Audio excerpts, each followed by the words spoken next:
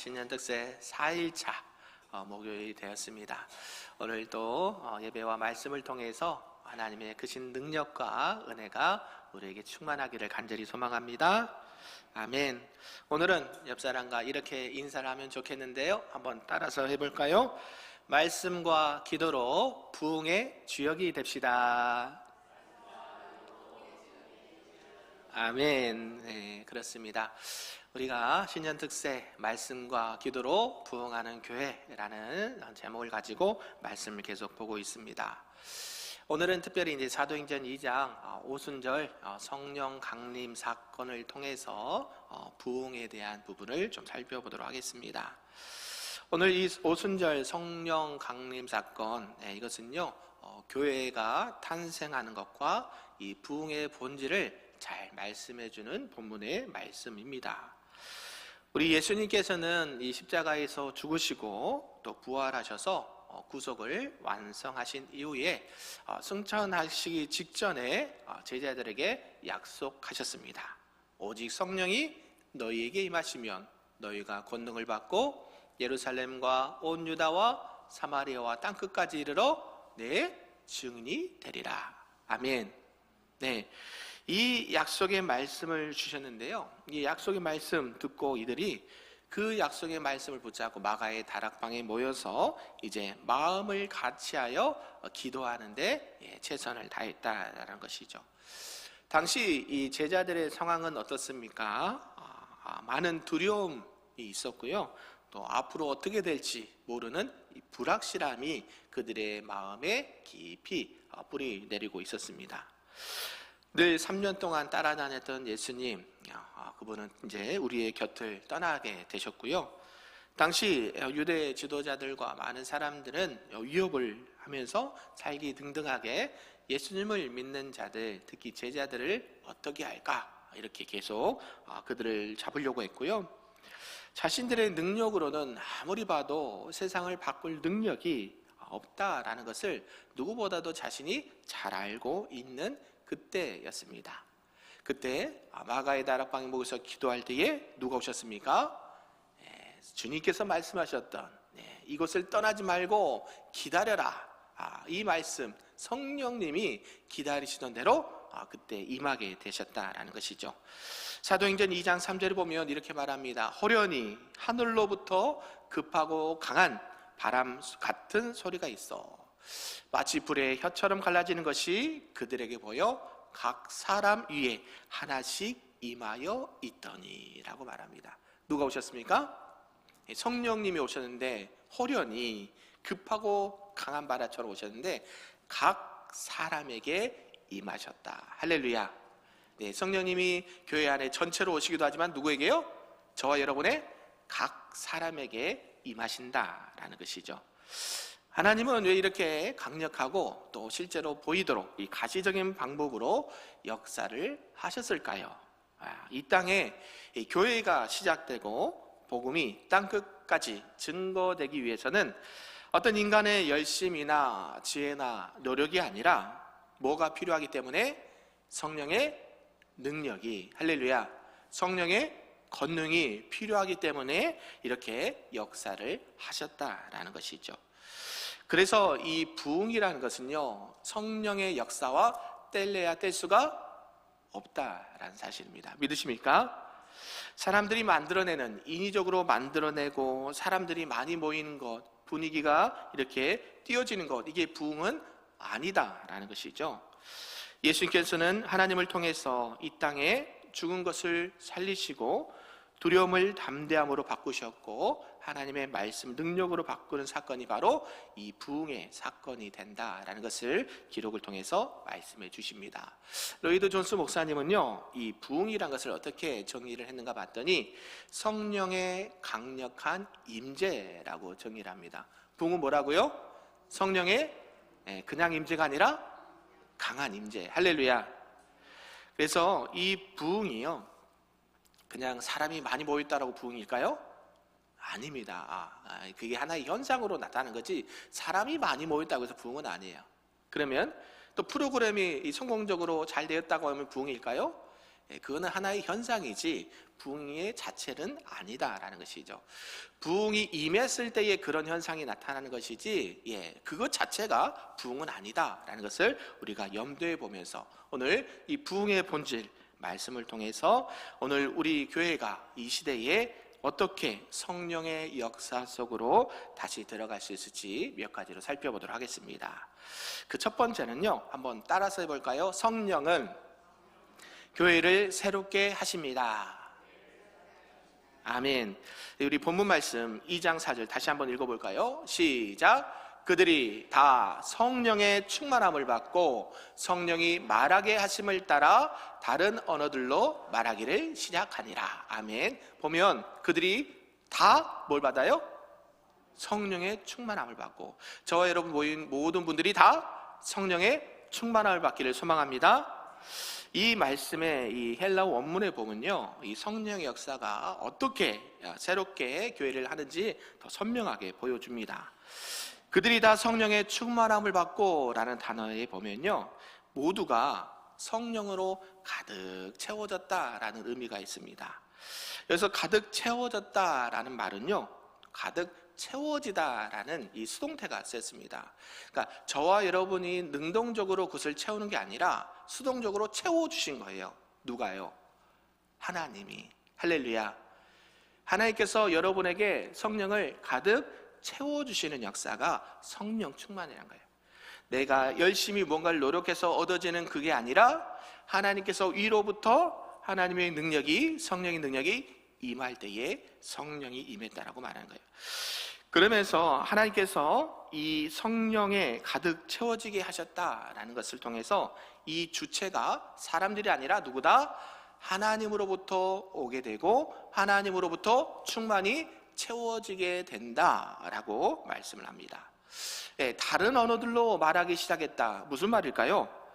그들은 각기 다른 종류의 언어로 말하기 시작했다라는 뜻인데요, 결국 이 다른 언어들을 말하게 하시면서 이 성령의 임재가 임하면 어때요? 이 공동체가 어떤 갇혀있고 폐쇄적이고 이런 어느 한 곳에만 있던 것이 아니라 이제는 어때요? 개방적으로 열린 세계로 확장되는 현상이 나타나게 된다는 것이죠. 그러니까 성령의 역사가 임하면 어때요? 복음이 편만하게 증거되는 역사와 동일하죠. 왜요? 각기 다른 언어로 말하기 시작하는데, 여러분이 영어를 할 줄 몰라도 외국에 가서 하나님께서 입술을 열으시면 여러분이 막 영어가 나옵니다. 할렐루야. 여러분이 중국에 가는데 여러분이 배우지도 않은데 뭐가 나와요? 중국말로 복음을 전하는 거예요. 이게 뭐의 역사예요? 배우지도 않았는데 그런 역사가 실제로 있을까요, 없을까요? 있어요. 성경에 있잖아요. 그들이 어찌된 영문인지 모르겠는데 주변에 들어보니까 이들은 갈릴리 어부들이고 그렇게 학식이 높은 사람들이 아닌데 우리나라 말로 들리는 게 어찌됨이냐 놀래거든요. 누가 역사하신 거예요? 성령님이 역사하셨다는 것이죠. 성령의 말하게 하심을 따라 이 말한 표현은요, 성령님께서 그들에게 계속 말하게 하심을 주셨다라는 거예요. 누가요? 성령님이. 저와 여러분들이 내가 말해야지 하는 게 아니라 위로부터 성령님께서 저희들의 입술을 열어 말하게 하셨다는 거예요. 뭐 할 때? 성령님이 임하셨을 때. 아멘이신가요? 결국 이렇게 말씀하신 이유가, 교회가 이 새로워지고 부흥하는 그 출발은 사람이 아니라 누구다? 하나님이시고 성령님이시다. 아멘. 결국 성령이 충만해지면 그 교회와 공동체는 변하게 된다라는 것이죠. 두려움이 담대함으로 바뀌고요, 또 닫힌 구조가 열리는 구조로 바뀌게 되고, 또 침묵의 언어가 이제는 권위 있는 하나님의 말씀의 선포로 이어지게 된다라는 사실입니다. 믿으십니까? 그래서 이 오순절 사건 이후에 교회와 제자들은, 또 하나님을 믿는, 주님을 믿는 제자들은 이제 두려움에서 떠는 게 아니라 담대함이 생겼고요, 또 폐쇄적으로 모였던 그들이 이제는 개방적으로 다 세상에 나가서 담대하게 복음을 전했고, 이제는 살아있는 생명의 공동체로 그 사명을 감당하게 됐다라는 것이죠.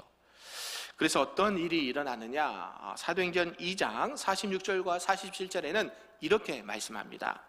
그들이 날마다 마음을 같이하여 성전에 모이기를 힘쓰고 집에서 떡을 떼며 기쁨과 순전한 마음으로 음식을 먹고 하나님을 찬미하며 또 온 백성에게 칭송을 받으니 주께서 구원받는 사람을 날마다 뭐하게 하시리라? 더하게 하시니라. 뭐가 임했을 때? 성령이 임하시니까요, 그들이 뭐예요? 날마다 뭐하게 힘써요? 할렐루야. 여러분은 모이기에 힘쓰기를 바랍니다. 어떤 사람들처럼 모이기를 피하는 자들이 아니라 모이셔야 돼. 어디로요? 교회로. 하나님의 영이 함께 하시는 곳에, 두세 사람이 모인 곳이지만 하나님이 함께 하시는 곳에, 은혜 받는 자리, 말씀의 자리, 예배의 자리, 복음의 현장의 자리에 모이시기를 축복합니다. 그렇습니다. 요즘은요, 다들 바쁘세요. 그렇죠? 하루 24시간이 부족할 정도로 일하기도 바쁘고 뭐가 뭔지 모르겠지만 바빠요. 사단이 준 것 중에 하나가 바쁨이에요. 바쁨. 목회자들도 바빠요. 이거는요, 교회나 성도나 여러 가지 부분에서 참 안 좋은 거예요. 안 좋은 거. 목회자는 어때요? 말씀과 기도에 집중하고, 우리 성도님들은 구제와 봉사와 하나님의 일을 하는데 집중하면서 어떻게 해야 돼요? 각자의 맡은 자리와 직분을 최선을 다할 때 교회는 부흥하게 된다는 것이죠. 아멘. 바빠서 못 모여요, 바빠서 안 돼요, 이것은요 우리 인간적인 생각이고요, 하나님께서는 어떻게 해요? 성령의 충만함을 받으면 모이기 힘쓴다는 거죠. 그 다음에 뭐예요? 집에서 떡을 떼고 기쁨과 순전한 마음으로 음식을 먹고 하나님을 찬미하고 온 백성에게 뭘 받아요? 칭송을 받아요. 어때요? 우리 금빛교회가 이런 칭송을 받기를 축복합니다. 그러면 어떤 일이 일어나냐면, 주께서 구원받는 사람을 날마다 어떻게 하신다? 더하게 하신다. 누가? 주께서, 주님이 하시는 거예요. 아멘. 사도행전 4장 31절에 이렇게도 말씀합니다. 빌기를 다음에 모인 것이 진동하더니 무리가 다 성령이 충만하여 담대히 하나님의 말씀을 전하니라. 아멘. 성령 충만함으로 기도하면 어떤 일이 일어나요? 담대히 하나님의 말씀을 증거하는 역사가 일어나게 된다는 것이죠. 여러분, 모여서 맛있는 음식도 드시고 말씀의 교제와 찬송과 기도가 끊이지 않기를 축복합니다. 그때 어떤 일이 일어나요? 담대함으로 생긴, 주님께서 하나님의 말씀을 담대하게 증거할 수 있는 능력을 주세요. 할렐루야. 그래서 성령 충만은 이 공동체의 이 담대함으로 나타나게 되고 하나님의 말씀을 담대하게 증거하는 이런 능력이 나타나게 된다라는 것입니다. 그래서 성령은요, 교회를 새롭게 하십니다. 우리가 교회의 어떤 형식이나 어떤 제도를 개선한 것보다도 하나님, 성령님의 임재를 날마다 강구하시기를 주님의 이름으로 축복합니다.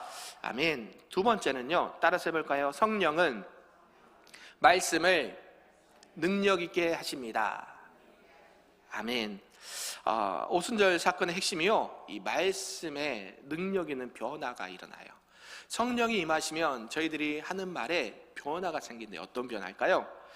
베드로가 이 설교를 합니다. 이 베드로가 설교를 할 때 그 설교를 듣는, 그 강론을 듣는 많은 사람들과 무리들에게 심장을 깨뚫는 말을 전해요.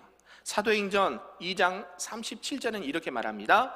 그들이 이 말을 듣고 마음에 찔려 베드로와 다른 사도들에게 물어 이르되, 형제들아, 우리가 어찌할꼬 하거늘. 할렐루야. 할렐루야. 베드로가 복음을 전했습니다. 이 말씀을 듣고 마음에 찔려요. 여러분, 말씀 들을 때 찔림이 있습니까? 없으세요? 말씀을 들을 때 찔림이 있습니까? 없습니까? 있어야 돼요. 아유, 목사님, 찔리는 말씀 좀 그만 좀 하세요. 네, 찔려요. 저희도 찔려요. 네, 찔려도 해야 돼요. 왜요?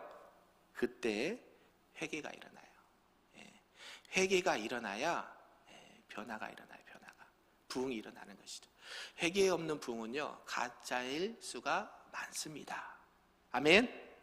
마음에 이 찔려라는 표현을 봤더니요, 이 원문의 뜻을 보니까 그들의 마음에 깊이 찔렀다라는 의미예요. 관통했다. 예, 마음에 찔려 그냥 바늘로 속 살짝 찔린 게 아니라 뭐예요? 마음속 깊이 그 하나님의 말씀이 내 심령을 찔러 관통했다는 거예요. 아멘. 아멘. 네, 하나님 말씀을 들을 때에 찔림이 있으면 여러분의 심령 가운데 관통을 해버려야 돼요. 뭐가요? 하나님의 말씀이 그냥 내 삶의 전체를 관통할 수 있도록 내어드리셔야 돼요. 왜요? 그때에 진정한 회개와 변화의 역사가 일어나요. 그래서 이 하나님의 말씀, 마음에 찔렸다는 것은 그냥 감정적으로 내가 좀 그렇다, 요 정도에 끝나서는 안 된다는 거예요. 여러분의 신앙과 양심에 깊은 관통이 있어야 돼요. 관통이. 하나님의 말씀을 들었을 때에 성령님께서 그 말씀을 칼처럼 들어쓰셔요.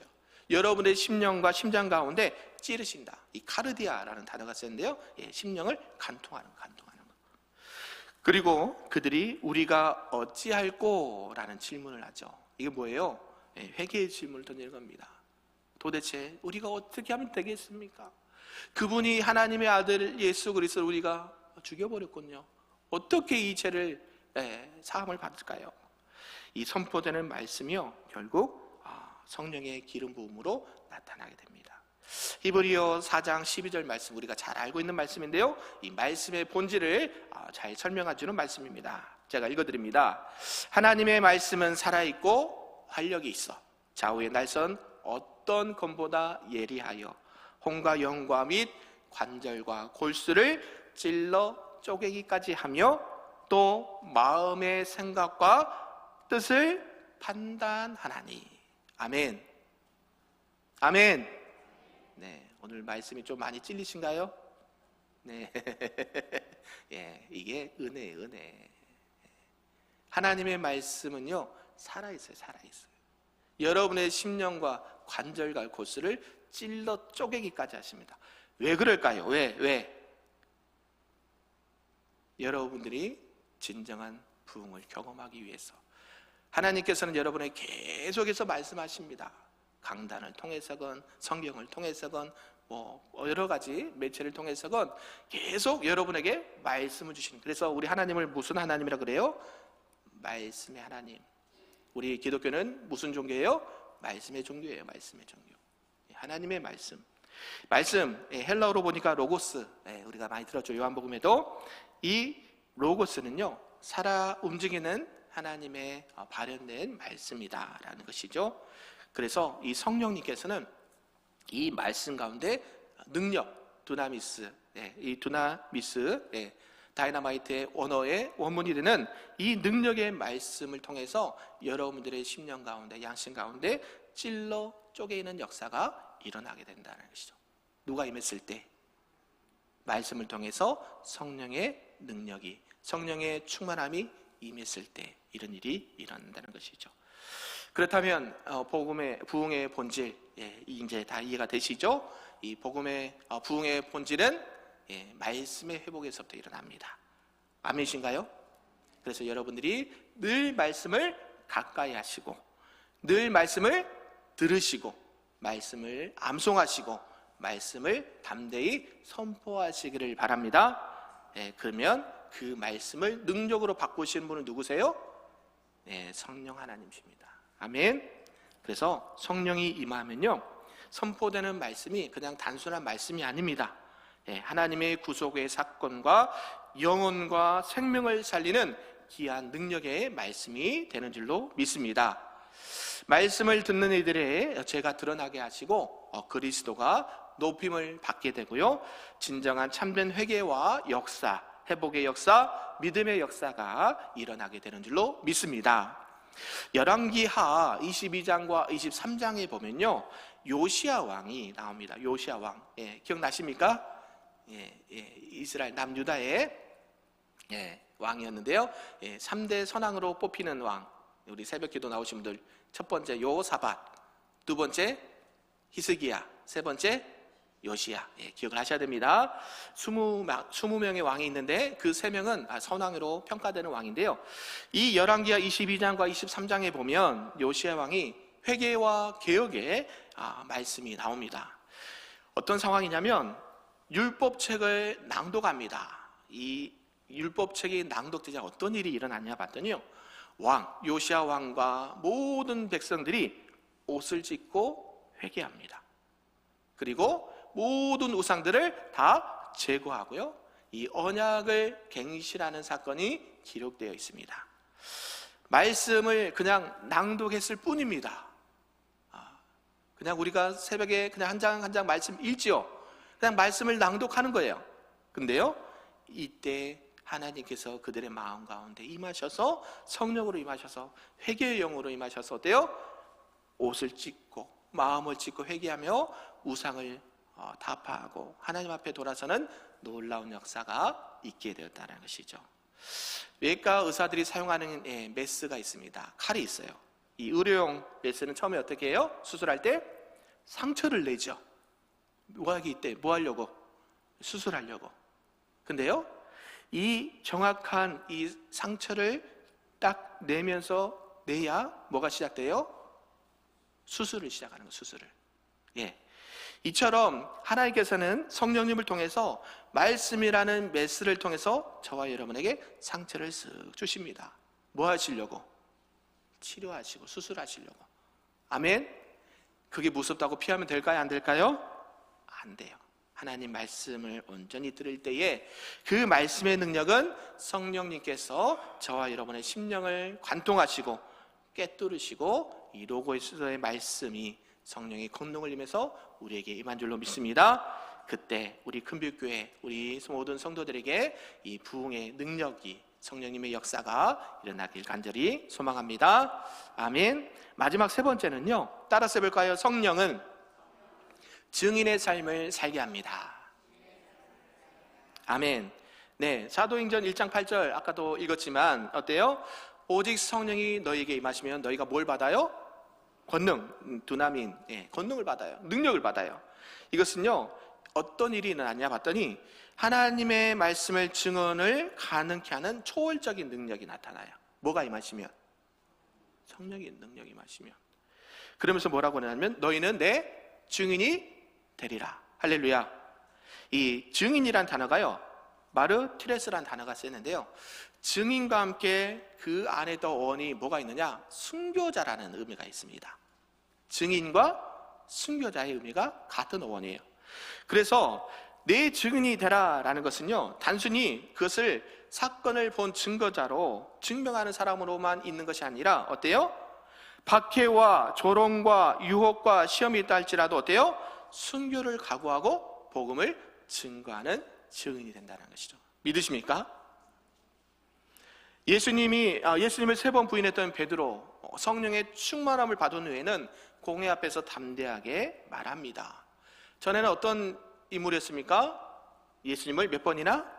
3번이나 모른다고 부인했던 이 베드로가요, 성령 충만함을 받고 사도행전 4장 20절에 어떻게 말씀하냐면 우리가 보고 들은 바를 말하지 아니할 수 있다 없다?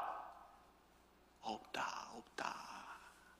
저와 여러분이 보고 들은 게 있습니까? 신앙생활 하시면서 교회 다니면서 보고 들은 게 있으십니까?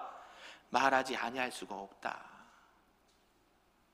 이 베드로의 두려움이요, 담대함으로 바뀐 이유가요, 성령의 뭘 받아요? 권능을 받아서. 할렐루야.